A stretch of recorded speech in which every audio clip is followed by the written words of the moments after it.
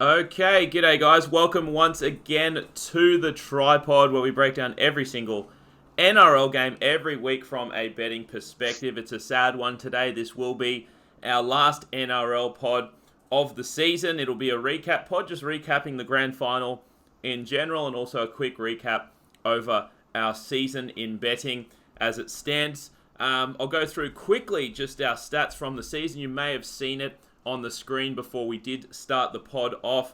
A decent year for us. It was, in fact, our worst year in 5 years of handicapping, but still finished the season at 58%.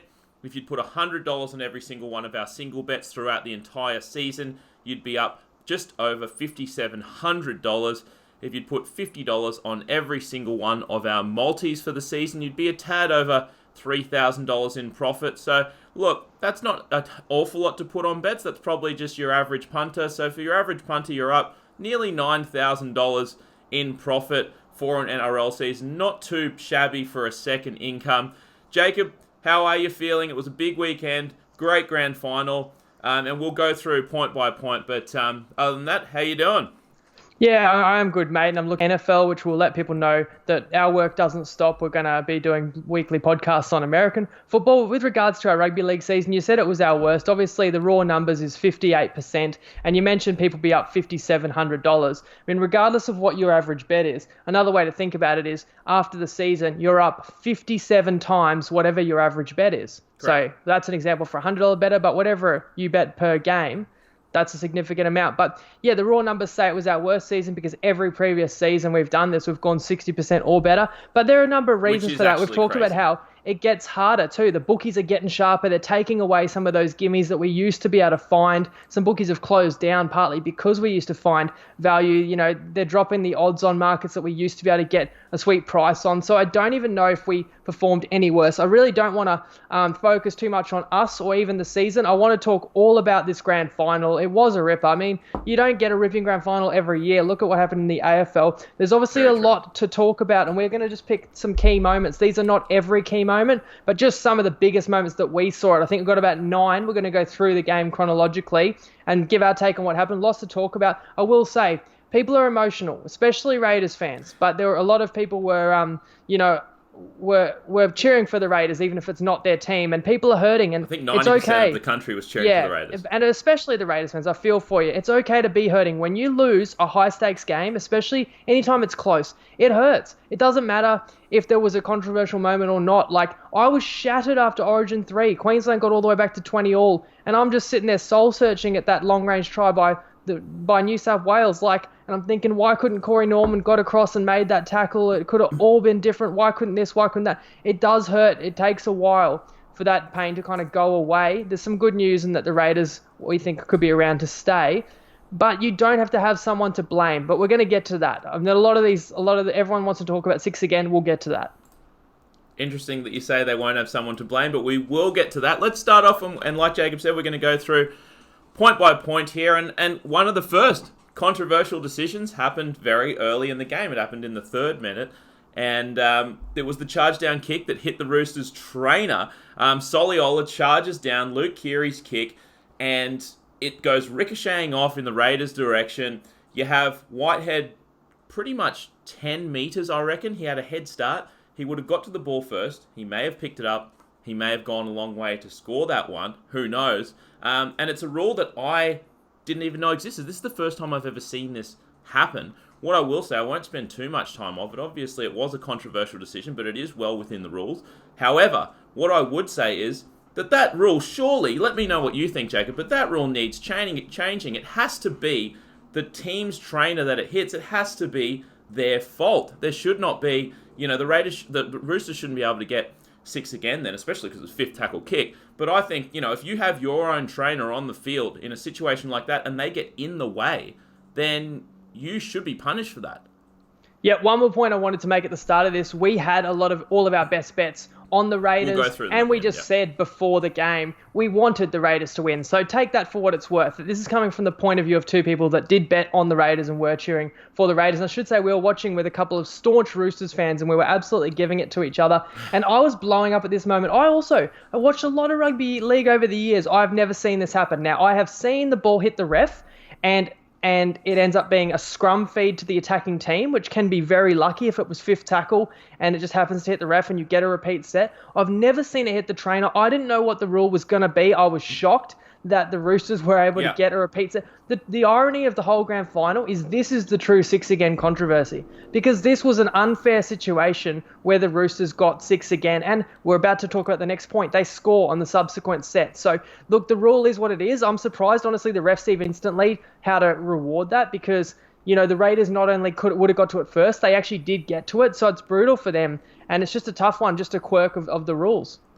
It is a funny one, just to put a bow on it. They do need to do something about this, because I think that a lot of players possibly didn't even know about this rule, but it does lead you down a slippery slope if, this is the norm, and you start getting trainers maybe getting in the way of fifth tackle kicks and shit like that to get their team an extra set. So that was the first controversial decision. Then, on the subsequent set that the Roosters get, I think it might have been 2 sets later, Verrills burrows through from dummy half for a try on some pretty soft defense on the Raiders' part.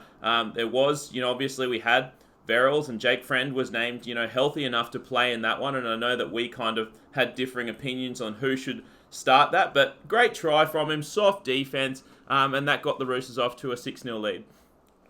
That's right. Now, you say soft defense. For me, this is a try that a good team doesn't even concede in the regular season, but it's a regular season try. You can't give up a try from dummy half like that. And I just want to start by saying this, because a lot of the things we're going to say is going to foreshadow the one talking point.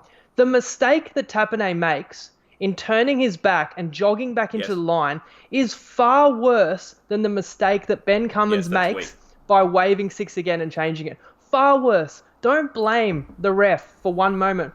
I don't want to point fingers, but that's a terrible error by Tapine. I'll tell you this, Verrills, young guy, had a great season. It's not even a mistake, it's just fucking lazy. Now, a guy like Verrills, with the superstars he has around him in Keary and Cronk and Teddy, for him to take the ball at that moment and go himself, he only did it because it was an obvious mistake by the defence that opened an opportunity for him, and CNK gets there. I don't blame him for not being able to hold Verrills up. I blame Tapine, and I was very worried at this moment. Obviously, it's a try by the sticks, so it's 6-0. I was worried instantly.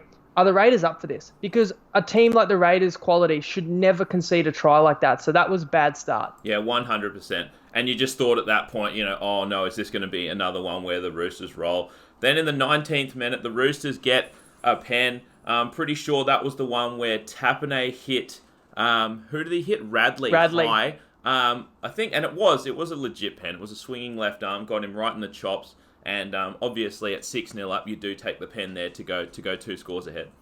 And what I wanted to signify this moment was they got to 8-0, but really it was the few minutes before this that the Raiders missed opportunities, and it was last tackle blunders. And again, people make mistakes, players make mistakes. And one mistake was the Raiders kicked a bomb on the 4th. Then they actually regathered it. They got a quick play the ball on the goal line, and Elliott tries to burrow over from dummy half. Yep. Like, you had the Roosters scrambling. You could have got a repeat set. You could have tested them out. To dive from dummy half is such a bailout because good teams don't concede from dummy half. The markers are just alert to it, right? And the other one was the Raiders had a grubber. It was played out by the Roosters. It's going out, and Kotrick sticks a hand out and touches it and changes a scrum feed from the Raiders to a scrum feed to the Roosters. Like, these are blunders on the 5th tackle that will wasted opportunities for the Raiders. And then you go down the other end, 5th tackle penalty, and the Roosters got 8-0, and I was even more worried. It's a steep mountain to climb for the Raiders at that point. You mentioned some early kicks. I remember when we were watching the game, I think we mentioned this to each other a couple of times, that either the Raiders, whether it was in their game plan to kick it on 4th tackle, I think they actually just misjudged the count sometimes, because sometimes they just kicked on 4th. Why would you kick a bomb on the 4th? Like it was, like it was the 5th. So anyway, 8-0 down, you're thinking the Roosters may just run away with this one, but in the 31st minute, Whiten goes through for a solo, pretty much solo, did it all himself, tried to bring them back to 8-6. Now that was off the Teddy dropped bomb, the Raiders regather, Kotrick takes the hit up, and then straight after that, Whiten goes straight through, splits about 4 defenders on his way over the try line, and obviously we'll get to Clive Churchill right at the end, but certainly he was the Raiders' best. Yeah, uncharacteristic spill by Teddy, but it was a good contested kick, which is what you need to be doing. And yeah, Hodgson straight away swung an early ball to Whiten. It's a beautiful left foot step, and he had a whale of a game. As you said, we'll talk about him later. He's such a strong ball runner. It's still a strange miss by Cordner and Crichton. That's two players played for New South Wales this year, both come up empty on him. But that was game on. I mean, that they needed that so badly. We spoke about how it was looking grim early and nothing had gone the Raiders' way. And suddenly she's on again at 8-6. Look, let me just say something, and we will get to it. 10 minutes to go in the first half. Few tired forwards. Repeat set. Call 6 again. Kotrick takes one hit up. Pass it out to Whiten. He scores. And we'll get to 10 minutes left in the second half. 6 again. We'll get to that one anyway. In the 50th minute. Woohoo! Cooper Cronk, sin bin. Wowee. And now this one. So obviously, Papali streaking through the middle. Cronk tackles him without the ball. They go look at it. They send him off for 10 minutes. But look, I know that they can argue, and they did say, look, it's not a certain try. But this saved a try. That sin bin saved a try. Because you saw what Papali had been doing during the regular season, in games. Just tearing through, forwards, straight down the middle and scoring under the sticks. This is a one-on-one tackle against a half. He is not stopping Papali from that distance if Papali catches that ball and controls it. It was probably, and now looking back, obviously, now that the Raiders didn't score during that 10 minutes when Cronk went off, it was worth it because that saved a certain try. And I said to you, as soon as that happened, that I thought that the Raiders did need to score a try within that 10 minutes when Cronk was off to win the game, and they weren't able to manage that. What I will throw over to you is a quick question, Jacob. I know that we spoke about this briefly when we were watching the game together. This is when the Raiders were down 8-6. I thought that they should take the 2 there to level it up at 8-all, even though that the Roosters were down a man. Do you still think, I know you mentioned that you think they should have just tapped and gone there with the one-man advantage. Do you still think that would have been the better option there? Yeah, in hindsight, you lose the game by a try and you think, well, they didn't take their chances. They didn't get that many after that point. Like I said, I actually think 8-6, you're on their goal line, you have an extra man, tap and go, because, you will have to score a try at some point in this game to beat the Roosters. I just felt like they're not keeping the Roosters scoreless. So if you make it 8-all, you just don't know for sure you're going to get back up there. But, I mean, it did remind me of Origin 1 in Queensland, where Queensland was down 8-6. I think Latrell got 10 in the bin, and Queensland took the 2, tied it up, and didn't look back. They scored again while he was in the bin, or definitely New South Wales sin bin. So either way, to talk about the incident itself, there's a range of decisions you can come up with there. One is it's not a penalty at all. Next is just a penalty. Next is a penalty sin bin, and then the most extreme would be a penalty try.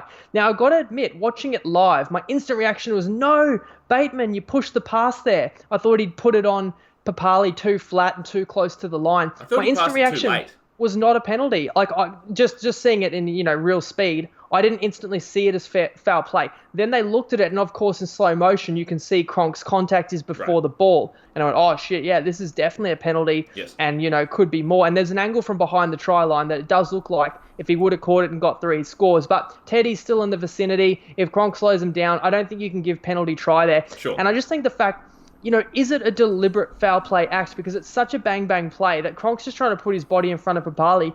I think it wasn't I think a professional foul is when a player makes a conscious decision to break the rules. I don't know if Cronk really had the time to make a conscious decision to break the rules. So you can definitely say it's a marginal call, whether it sounds like you think it was a fair sin bin, but I think it's actually pretty in the Raiders' favour that he got 10 minutes there. They should remember that as a refereeing decision that went their way. Sure, it was probably a call that could have gone 50-50. I still do think that I see a couple of comments flowing through that they said that Cronk did actually stop him, but I mean, he stopped running after he dropped the ball. So, and then in the 60th minute, this was actually pretty much one play, I think, before Cooper Cronk was going to come back on. We were kind of talking to each other during the game, saying, look, they have to just score. This would be massive for the Raiders to score while Cooper Cronk's off. The 10-minute sin bin is coming to an end. They spread the ball to the right, and BJ Leilua, who, has been brilliant at times for the Raiders and can do some dumb shit as well. Just holds onto the ball too long on a 2-on-1. Firstly, great pass out to beat Latrell there, and then he has a 2-on-1 with Rapana on the wing. I think that, and just have to beat Tupu. I think that, you can't blame Rapana here. I think he could have been standing a little bit further back to make the pass a little bit easier for BJ, but BJ's got to just pass that one earlier. Look, I won't say that, it is Leilua's fault, but let's be fair here. I mean, it's probably a chemistry issue as well. He missed a lot. He missed a lot of this season. He only played 9 regular season games, so I know that, that you need some chemistry there and stuff like that, but God, that was such a massive play, and they had it there. They had the 2-on-1, and he just butchers it, gets tackled, and obviously just pushes the pass a little bit forward.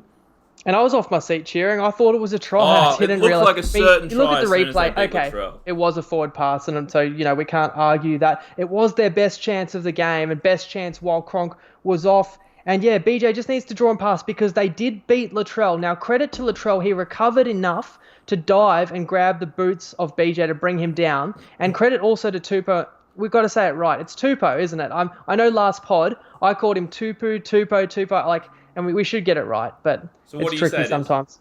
I think it's Tupou. Sure. And we got to put some respect on that name because he had a great grand final. He's had a great season. He shuts down that play. You've got to give credit where it's due instead of blaming. It's not executed well enough by the Raiders, and bloody, it did hurt him. 9 out of 10 times they fucking execute that fine. I think, if Rapana's 1 meter further back, it's an easy pass. But, yeah, I mean, even so, it's still, it's an easy pass for a centre to make, just a flat enough pass there to the winger. It was a decision by BJ rather to draw and pass to try and run over him and then offload, and he got the offload wrong. It went forward. Yes, indeed. And then in the 69th minute, we have Latrell. This is when the scores were still locked up, 8-all. I think this is the one. Is this the one when Kiri gets hit? I'm trying to struggle with. I think it. Yeah, Kiri gets hit, and obviously at 6-all. High shot on Kiri. High shot on Kiri at 6-all. You do take the penalty shot. It's from the bad side of Latrell, and he does push it wide, which is actually pretty massive in the scheme of things with only 11 minutes left. Yeah, it's worth reminding people. I feel like we've forgotten, but this was also a massive let-off for the Raiders because it was 8-all, then the Roosters put a bomb up, and CNK spilled it, and then they took one tackle, the Roosters, and you're going, oh shit, they're under the pump now, and obviously Cronk's back on, and you're thinking they could score a try here for sure, and I think it's second tackle, a high shot on Kiri, and then of course at 8-all, you're taking the 2. Yes. But if that high shot doesn't happen, the Raiders have to defend a whole set of 6 on their line, so then of course, with a penalty that then is missed, it's a massive let-off that keeps the Raiders in the game. So, and it's worth remembering as well, Latrell missed a penalty goal right on the stroke of halftime too. Yes, so these are other small moments. It was tough, but small moments that were also in the Raiders' favour. Oh, definitely. And just quickly before we get to 6 again, I know that you said, a lot of people, like yourself, will say that, a few things went in the Raiders' favour. I will just mention that, if you just look at this statistically, Raiders beat the Roosters in nearly every meaningful statistical category in this game. So, look, even though the Roosters did miss some opportunities, I don't think it's fair to say that they were outclassed in this one by any means. Let's get to the 6 again call in the 71st minute. Unbelievable. So, the ref waves 6 again, thinks the ball comes off Teddy's shoulders while he's going up for the bomb. It bounces back to the Raiders. I think... I can't remember who picks it up. But anyway, I watched the replay numerous times. Whoever picks it up, Caesar obviously sees the ref wave 6 again. It happens in every game, and he turns his back from the ref and waves his own arm and yells 6 again to the rest of the team. And, then you see, he clearly does wave 6 again, but then he clearly does put his hand up and signal 5th tackle. He does shout it a number of times. This is obviously, we can hear that because we can hear the refs wearing a mic. But, you could argue certainly with the noise in the stadium that the Raiders may not have been able to hear that. And let me just say this. Players are used to seeing this. The ref waves 6 again, especially after the contest, right? And then as soon as they see him wave 6 again, you can't continually look at the ref. You don't expect him to change his mind. As soon as you see them wave 6 again, you act as if it's going to be 6 again and you just play the fucking game. And you see Aiden Caesar, as soon as I think Whiten picks up the ball, yells fucking hit it up. He goes and hits it up, goes up to to play the ball, and they say, nah, sorry, that's a turnover. So, look, that's the first time that I have seen that happen. A 6 again call get changed to 5th tackle. It was the right call if you look at it again. But in saying that, that changed the game. And I think that Raiders fans do have a right to be fucking pissed off about that, because, that is a call that completely changed the complexion of the game. And as we'll get to the next thing, the Roosters scored on the very next set. And let us know what you think. Use the reaction button. Hit the angry reaction if you're furious about the call still, or hit the thumbs up if you agree with what I'm going to say. I'm going to say the Raiders fans shouldn't be too angry. First, I'm going to say this. Interesting. Refs make mistakes every game. I've never seen a game in my life where the refs didn't make mistakes, okay? So if you're going to pinpoint a mistake, this one, it's close to the end. It's right before the Roosters try, and, so people are going to pinpoint it, especially as having a bearing on the result. But I've already talked earlier in this pod. Tapine turned his back, let in that first try. That's a big mistake, like Leilua not drawing and passing is a big mistake. Bateman actually had a bad offload, second tackle on a repeat set, another point in that second half when they had the Roos under the pump. These are mistakes actually bigger than Cummins making that call on a contested ball in the air, which I'm telling you every week. It's a lottery when they call it live, whether they get it right or wrong. But you don't change it. That is the issue. And I have not seen them change it before. And this goes back to the 2 referees versus 1 refs. Now, so when they went to 2 referees, my instant reaction is, but the problem is, what if the 2 refs disagree? And I think 2 referees has been great. I saw a poll this week that people want to go back to 1, and that's people's knee-jerk reaction to this. 2 referees allows 1 close to the ruck, where they can see if there's a hand in there. They get it better. They get it right a lot more often than they get it wrong about like ruck infringements or versus an error by a player. And the other ref sets the 10 meters. It's worked really well. Like, you're never going to get perfection. But the one time it's tough is when 2 calls are kind of simultaneous. Right. And in this case, Cummins is like the lead ref, and the pocket ref tells him to overturn it. Raiders fans that are going to argue about this, of course, I'm not going to say they weren't disadvantaged. Of course they were. Watching it live, I was blowing up. I saw the same thing as you. I saw 6 again. Funnily, the ball went to Hodgson. He kept it alive. So why would he keep it alive? He wasn't sure. It's not like he reacted to the 6 again. He wasn't sure at He kept that it alive. point, yes, He threw it to Gula. Gula didn't die with it. Gula threw it at Whiten. So 2 Raiders players actually played on as if it was 5th tackle. That's worth mentioning as well. But of course, Whiten, he would have done something different if he knew it was 6th. Yes. And that's where the disadvantage is, because he was given wrong information, and that does suck. Okay, now, what would he have done? What would have happened? We don't know. But are we certain anything great would have happened? Like, Raiders fans making it sound like they think the Raiders would have scored an 8-point try on that play. Like, you scored 1 try in the match. You didn't score against 12. I mean, handing the ball over to the other team 10 meters off their try line is not a terrible outcome. They could have dropped it on the boot. It could have ended up being a 7-tackle set. They could have had an error. A number of things could have happened. So, sure, look, but it's a disadvantage. If I can, we're betters. I will just jump in there. I understand what you're saying. Raiders fans can go on all they like and say that, we would have scored on that set. They may have, they may not have. But we are betters. We know exactly what would have happened in terms of live betting. The Raiders get a full set of 6 on the 10 meters of the Roosters. They're live favourites to win that game. But you're about to make my point, right? Okay, go. The argument for that this error is so bad by Cummins is that you think they should have stuck with an incorrect 6 again. They've done it all season. Now, this is my point. Incorrectly awarding a team 6 again with 8 minutes to go in a tied grand final is a worse error than giving a team wrong information on 5th tackle. So the people who are arguing that he changed the call, their argument is we would have had 6 more tackles, right, but you would have incorrectly. So they actually wanted the error to be worse. And it's shit. Like, of course, it would have been ideal if he just got it right. So if we want to say if he'd got it right, yeah. But then we're saying if we live in a world where there's never mistakes. Okay, but there was a mistake. But I'm telling you, like, there's plenty of mistakes were worse. And as I say, like, the alternative is that you think the Raiders should have incorrectly been given 6 again, which is such a massive call if that happened. And then we'd be talking about that. And I just want to say one other thing as well.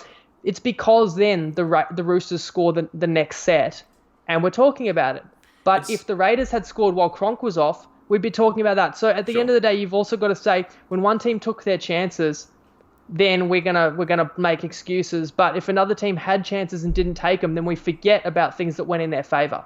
Let me run this one by you. I know you mentioned. Let me just go back to the 1 referee, 2 referee things because I know some people, obviously think that one referee is going to be better. I don't necessarily think that's the case. I'm going to quickly compare it to American sports. The NFL has like 5 referees on the field at once. The NBA has numerous referees on the court at once. The NBA and the NFL managed to get 99% of the calls that they make right, whether it's live or whether it's on review. So let me run this by you. I know that the NFL is different in the way that, it's a stop-start game and the referees can quickly get together after a play to make the right decision. Now, in this scenario, would it have been the fairest decision to, as soon as he gets word that it's not actually 6 again, you blow the whistle, time off, and have him play the ball 5th tackle? No, it seems weird to me. Look, it's just an issue that you've got with a game that flows more than a stop-start game. Rough, yeah. Yeah, it hurts. Because the players are used to just, you look at after the contest, you look at the ref, what's the call? All right, we're done. You look at him for a split second, 6 again, okay, that's what we're doing. Yeah, I mean, I can't argue the Raiders got disadvantaged, but my point is the magnitude of it, and it's if I'm betting on a team and you're telling me at some point in the game they're going to get the ball back off a bomb, they're going to be told they've got 6 to go, and then mid-tackle it's going to change back to 5th, I'm thinking, okay, that's not the worst thing that could happen to my team. If you tell me that if I bet on a team and they're going to incorrectly give away 6 to go, on their goal line in a tied game, that's way worse. So rough. Yeah, unless we live in a perfect world. But we should talk about what happened next. Let's talk about what happened next. And it was the next set in the 73rd minute. Tedesco scores to put them up 14 points to 8. And this was just, a little bit of brilliance from the Roosters. Keary out of dummy half, spreads it out, I think, straight to Latrell, beats the man, flick pass to Tupou, and then streaming down the sideline. And as always, who's waiting there? The best fullback in the comp, Tedesco, takes it to the house. And look, and this is another reason why I think that call changed the game even more so. Did you see some of the Raiders players getting back in D and chasing down? They were not chasing with 100%. It almost looked like they fucking felt defeated after that fucking call, because I saw some of them chasing Tupou, and it did not look like 100%. I don't know if that was fatigue late in the game, whatever.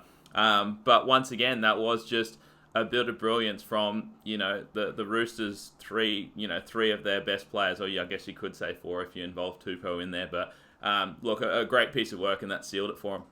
Yeah, I'm glad you said that focusing on the brilliance of the play, because it was in real time. To set some context, so the commentary team was confused. We were watching it confused. The Roosters rucked it up first tackle. By second tackle, Channel 9 was showing in a small box in the corner of the screen a replay of Cummins. And the commentators were blowing up. Hey, he did say 6 again. Yeah. That was wrong. And I was said at the time, I was blowing up because I was like, it would have changed what the Raiders did. So They've showed this. It overlapped the second and third tackle.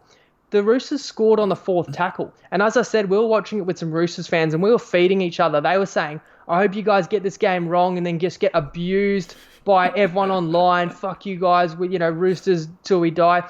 And I was watching it. The Roosters scored and I just said, you just won because of that. You won because of that bullshit. Like, I was salty as. But with time to reflect what actually happened, the Raiders had a set line. Now, if you're going to say that they had dropped their heads because a 6 again flipped back to a 5th tackle correctly, it honestly looked like it. That's their problem. Did the Roosters drop their heads when Cronk got sent to the bin? You have to be able to respond to adversity. Ricky said in the aftermath, I give him credit, he didn't whinge. He said we don't look for excuses. So if you don't look for excuses, you don't drop your head because it's 8-all. Really?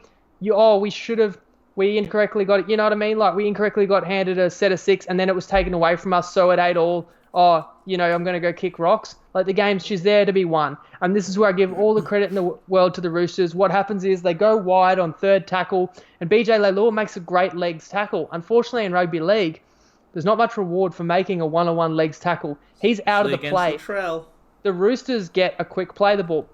This is where Keary does something instinctively that he's done all year. There is not a lot of space in the blind side. It didn't instantly look like they could make a break, but Keary sees they got the extra number. He goes blindside from dummy half. He flings it to Latrell. It's still not, an opportunity until Latrell does a perfect draw and flick pass, perfectly executed, which Tupou picks up at speed, and it's a great catch by Tupou to take it, and he's away down the wing, and Teddy backs up, and Teddy, who didn't have heaps of moments, still had a massive game. Even a game that you'd consider quiet for Teddy. We'll get to Clive Churchill. He was still one of the best on ground.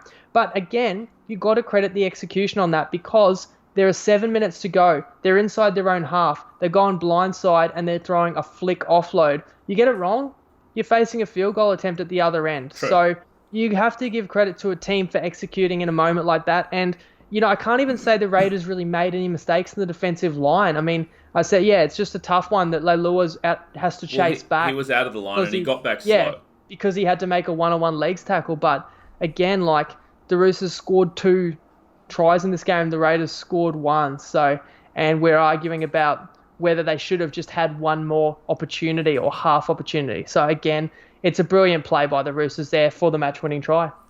Indeed, and one thing that you didn't add into the game that I did want to touch on late is the Raiders actually get a break, in the final minute. And I think it was Leilua streaking down the right-hand side. And, honestly, if he puts a kick in there or finds someone, I know that no one was really free, they had chances there. And even after he gets tackled on the 10 or 15 or wherever it was, they still had 30 seconds to go there.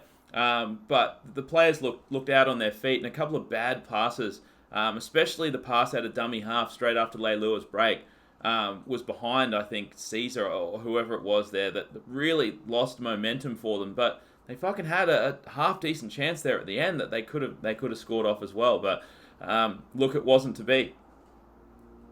No, and that's right. And even if they had a chance, so they could have scored. You could have converted. That would have tied the game. It went down to the wire. At that point, I was succumbed to the fact the Raiders had lost, and I was actually more worried about the fact that we had +8. And I would have been heartbroken if they'd thrown an intercept or, of course the team has to keep the ball alive and throw the kitchen sink at that point. But I was just biting my tongue that they're going to make an error on their own line or something because they're going to try and obviously throw it around, and it'd be brutal because we had the Raiders +8. They definitely deserved to cover the game, and obviously final score, which you could put up 14-8, that helped us win 3 of our 4 best bets. And the one that we didn't win, that we had the Raiders to win a half. They lost the first half by 2. They lost the second half by 4, obviously. Very close half and, controversial moment that leads to the try that robs us of that one. But overall, we made money again as we've done all season. Indeed, and before we get to our best bets for the final, let me just say this to you, Jacob. I know that you mentioned that they got the call eventually right, which they did. I still think it was wrong to change the call mid-set. What I will say is that I don't know another sport in the world where I've seen so many bad refereeing calls throughout the season and throughout the finals. I cannot name a sport. It's just unbelievable. And it continues to happen, and now it happened again in the finals. So I don't know what needs to be done, if they need to get some new blood in there. But, I'm not going to say I'm sick of it. I know a lot of fans would say that they're sick of it. But I don't understand how this is, we're trying to push out a world-class product here. And I love the NRL. But the refereeing is one of the worst in any sport in the world. I cannot name another sport where there's so many And I wonder if this is overreaction. Decisions. And I do think it's overreaction. You know something? I'm just going to totally change the topic. Go. Someone put up a poll the other day, or a week after the Storm got knocked out, which fullback would you want going forward? And more people voted Pappenhausen than Ponga. Well, that's silly. Just because they'd seen Pappenhausen play recently and they forgot. If Kalen Ponga played for the Storm, he'd be doing some amazing shit, even better than what Pappenhausen was doing. My point is, are we overreacting? Let's look at that exact incident. What can we do in the decision as it got doesn't consider not if it's fixed again? So he had to look long term. A challenge wouldn't have helped it because it was just to the players. It wasn't like it was a wrong call. It was actually a right call, which is the irony of all this, that we're blowing up about a correct call. I think we remember the decisions, especially when we hate the result. But I don't know if the situation with refereeing is as dire as we're making it out to be. We shall agree to disagree. Let's get to our bets where we actually did win money. We had 4 best bets on the game. We go 3-1, as Jacob mentioned earlier. We had the Raiders +8 points. That one gets up. Where then we thought, obviously, as we said in the preview pod, we thought it was going to be a close game, a low-scoring game. We had either the Roosters to win 1-10 or the Raiders to win 1-12. That one gets up, obviously, with the Roosters winning 1-10. We had neither team to score 3 unanswered tries. Obviously, only 3 tries total in the whole game. kind of the game played out very much as we expected. The only bet that we didn't win was Raiders to win a half, as you said earlier, Jacob, with the Raiders losing the first half by 2 and the second half by 4. But look, all in all, a very good season. And we actually, even though the regular season, I think we maybe were at 57% for the regular season, we did absolutely crush the finals, which we have actually done every year, which is strange because it usually is, as we explained, a little bit harder to find value in the finals because there's a lot more money being placed and the lines are generally a little bit sharper. That is true. We went 68% winners in the finals. These are higher profile games that more people are watching, that more people are betting on. And if you're following our tips, you made a lot of money, and we hit some multis and some long odds in the finals too. But I want to talk about the context of this win a little bit and give some credit where it's due to the Roosters. Obviously, back-to-back champions. It hasn't happened for, 25 years for a reason. It's extremely hard to do. We talk about how the defending champions, everyone gets fired up to play them the next year. You're everyone's biggest game. Your players want more money in a salary cap league. Now, I'll talk about the salary cap a little bit as well. But, the wear and tear, more players get picked for rep footy because you're the elite club. Like, there's so many hurdles. And the mental hurdle that are you as desperate, like if you've already won, are you as hungry, like all that they had to overcome, and they won. Not only that, the last 5 finals games, so you go the grand final, the prelim, week 1 of the finals, go back to the grand final last year, the prelim last year, they never conceded more than a try. They never conceded over one try. Like, that's how you win these games, with your defense. And we talked about it in this grand final just gone, that they defended for their lives when they had to. Let's give them a rap. Like, now they get a lot of shit for, being over the cap and all this, and people refer to them as a superstar team, so they try and take away the credit. But is the team as stacked, or is it also that they play so well that we consider them all to be superstars? I kind of look a little bit closer at the team. Let's not forget 2016. Do you know what this team finished on the ladder? Can you remember? They finished 15th. In 2016, no one was saying this team's a superstar team. In 2017, we knew they'd be good. I still remember they were pick 'em to beat the Titans in round 1 of 2017 because we had it as a best bet. Okay, so people didn't think they were better than the Titans in 2017 to start the year. They got all the way. I think they finished second on the ladder and lost in a prelim. Now, I understand since then they've gotten Teddy and Cronk. Okay, but they did lose RTS and they lost Mitchell Pearce. This season they lost Dylan Napa, they lost Ryan Madison. I know they got Crichton, but a lot of the good players on this team, like Latrell Mitchell, Joey Manu, like Radley, Verrills, these are key position players. They're all started their career at this team. And the guys that are mainstays, Orbison, Friend, Cordner, Rhea Hargraves, have been there a long time. You shouldn't diminish what they've done and say that and dismiss it as they're a superstar team, because you have to give a lot of credit to that club for the way that they play, like the level that they play at. Even Cronk, people were questioning that his best footy was behind him at that stage in his career, So I think that you just have to give credit to the fact that this team and the coaching. Trent Robinson, we've said all year, we're not surprised by how good of a coach he is. He plays chess, not checkers. What I mean by that is he's not looking that next week is a be-all and end-all. And we talked about how they sacrificed results in the regular season to be primed for this game. And, at the end of the day, the results speak for themselves. Yeah, you're not wrong. And you did make a good point in regards to, obviously the Roosters having a lot of players throughout the Origin period. And we did mention this, they did the right thing. They rested their players because they knew they were going to be, they knew they were going to be there in the big dance, or at least very close to. And they strategically rested players, throughout the season when they were fully healthy. I know that the Raiders did that, against the Warriors in the last week, in the final week of the season. But the Roosters did it throughout the season, and I think it showed, that they came into the game fully healthy. Let's get to just really quickly before we get out of here. You've probably hit on the Roosters in terms of going 3 in a row, but I know you were very excited about Jack Whiten winning the Clive Churchill Medal. You had a relatively large bet. I'm sure you probably want to tell the viewers about that you had in a multi. I think you posted it on the TryPod page as well. But after the Roosters won, you pretty much had no doubt that you were going to lose that multi, didn't you, Sackham? So we're talking about the topic of Clive Churchill now. Is this the time? So I don't know. Should we tell people? We want to pull back the curtain.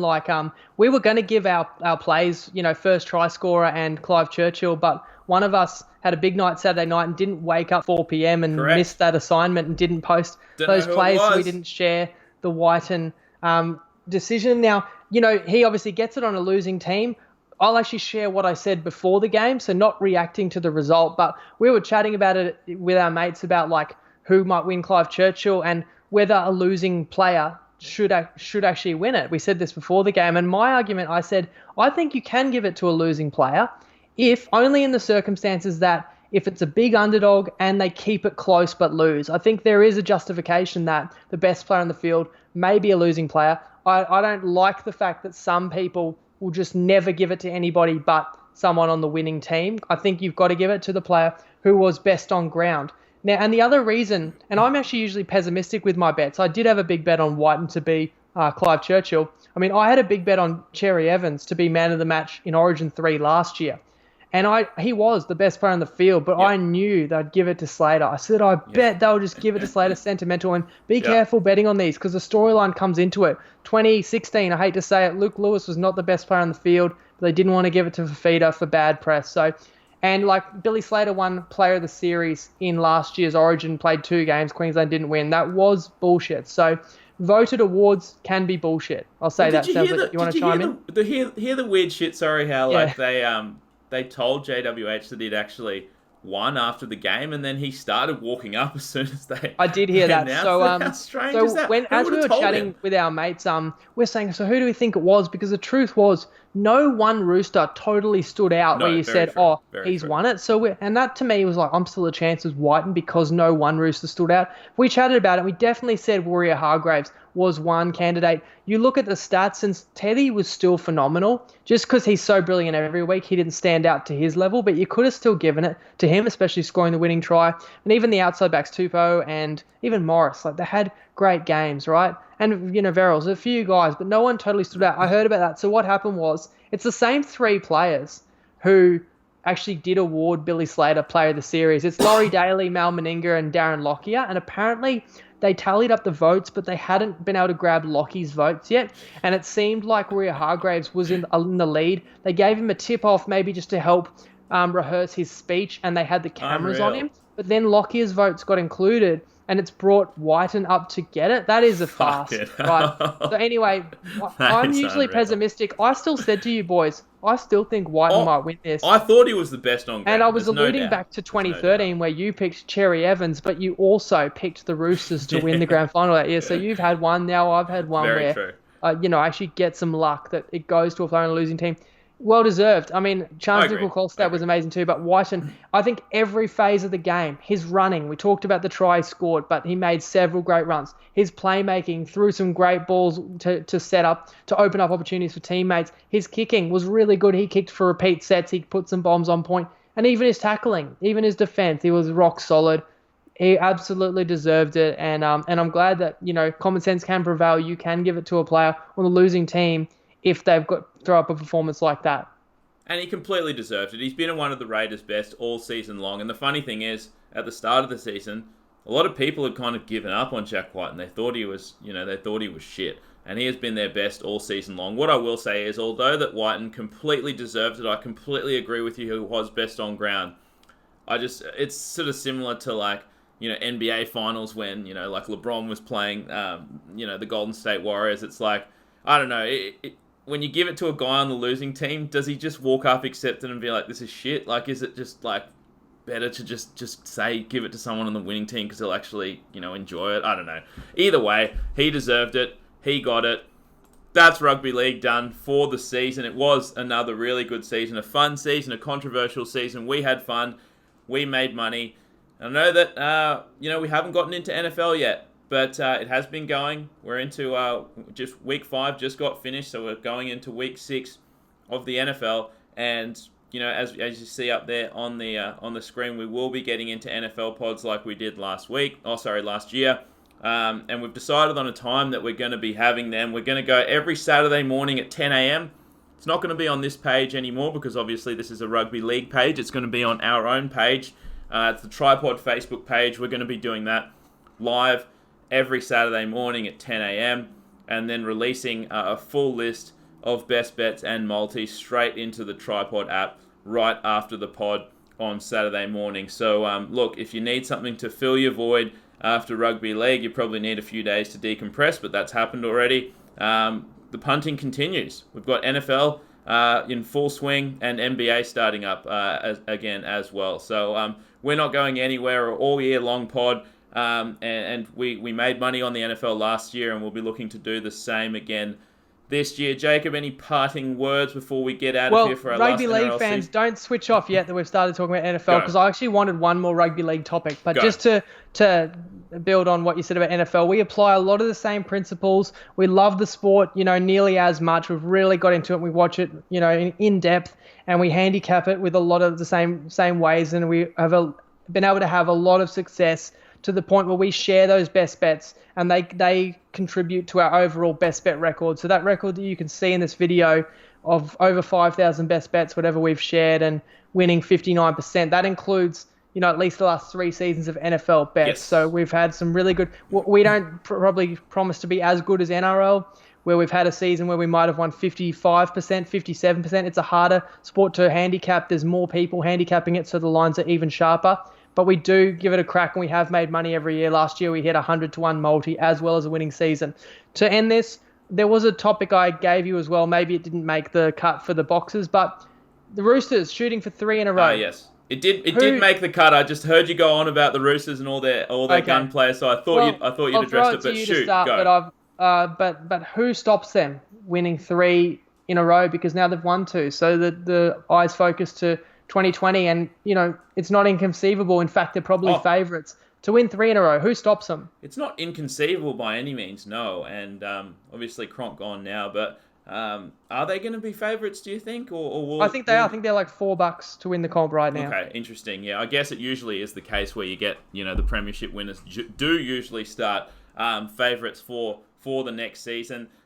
Look, you mentioned that the Raiders, they should be good once again, but we talk about that premiership hangover. If you lose just brutally in a final, sometimes it is tough to get up to start the following season. But look, I mean, you have to really look at the Storm. I mean, they had, like you said, a historic regular season. I think they'll learn a lot from what happened this season. I think they might take a few more pages out of the Roosters books in terms of resting a few more key players during the season. Not saying that cost them necessarily down the stretch. But certainly if you look at what the Roosters is in terms of resting some key players down the stretch, or during all season long pretty much, that helped them have a fully healthy team leading into the finals. And as we know, health matters a lot in the finals. So look, if you're going to pinpoint a second favourite or a joint favourite or whatnot, it has to be the Storm, right? Speaking of resting players, I mean, let's not even forget the Roosters won the World Club Challenge and had to travel to England at the start of this year. Yes. And that adds fatigue as well. And there's talk now that obviously they're in it again, that they're trying to bargain to actually bring that game to Sydney. It's usually always that the Australian club goes to England to play that one because it's the NRL pre-season, whereas they're already in their competition, so it's tougher for them to make a travel that far. But the Roosters are saying, well, we went there last year, this game deserves to be played in Australia. Can it happen? So that's an interesting wrinkle. I think the Raiders are the best chance to stop the Roosters next year. I think you look at the core of that team. They're losing Aiden Caesar, but they could upgrade at 7 because it's George Williams. They're getting another Pom. And from all accounts, he is a star 7 from England. That can only make him stronger. All the Poms have been great for them. Assuming that they can retain Bateman, because there's obviously talk about his contract. Right. That's going to be a hell of a team. The Storm, Pappenhausen, a full season at fullback. That's going to be good. Jerome Hughes, a full season at 7. Munster, if he can regather his early season form. Smith, if he plays. I know that's up in the air too. You still have to say that they're going to be a chance to win the comp. Manly, because Turbo, got injured just before the finals. So they could have really caused some problems for some teams. I really look forward to what that team does in 2020. And then really Smokies. The Sharks? Yeah, I mean, the Sharks, Bunnies, I'd put them in the same bucket that if they the Sharks keep their had key players horrific healthy, injuries this year. Yeah, I mean, and if so they did the keep their Bunnies, key players on the field, those teams are in the mix. And then even the Eels, because they've got a young spine. Guys like Moses and Reid Marnie and Gutho, and even who's playing at 6, Dylan Brown, right? These are all players who could be better next year. So throw them in the mix. It's not an easy competition. It's a salary cap league, as we know. I like how you haven't even mentioned now Brisbane Broncos, because I agree with you. They aren't a chance. Yeah. I'm not going to throw them in. It's not. Yeah. They are not. It's not quite close enough. It's dire straits, to be honest. Yes, unfortunately for us. So yeah, of course, can't wait for season 2020, but we have to wait a long time, and that's what the beauty of NFL is. It fills that footy void. It gives you some epic sport with some epic athletes, and it's easy to access over here and watch it. And we're up 3 a.m. every Monday. We're watching it. We're punting on it. And if you're interested in it, then and you're interested in our breakdown, we do the same thing. We share our best bets and we share why, which is the good thing about what we do. It's not a mystery, and we don't say, oh, just trust us. We tell you why, and then you can decide if you agree or not. Yeah, absolutely. So do make sure you tune in to our first NFL pod of the year. It's going to be Saturday at 10 a.m. Like I said, on the TryPod Facebook page, not this one, the TryPod Facebook page. And actually, there's even more incentive to tune in live to the NFL pod because we release every single one of our best bets on the NFL live podcast, unlike the NRL one where sometimes we have bets after the fact, but we'll give you pretty much every single one of the best bets that we are giving out on the live podcast, so make sure you tune into that one. And thanks again for your support, guys. Thanks for a great season. Another really good season. Was a lot of fun. And now we look forward to NFL. So thanks for tuning in, guys, and we will see you at 10 a.m. on this Saturday. Thanks, guys. We appreciate it.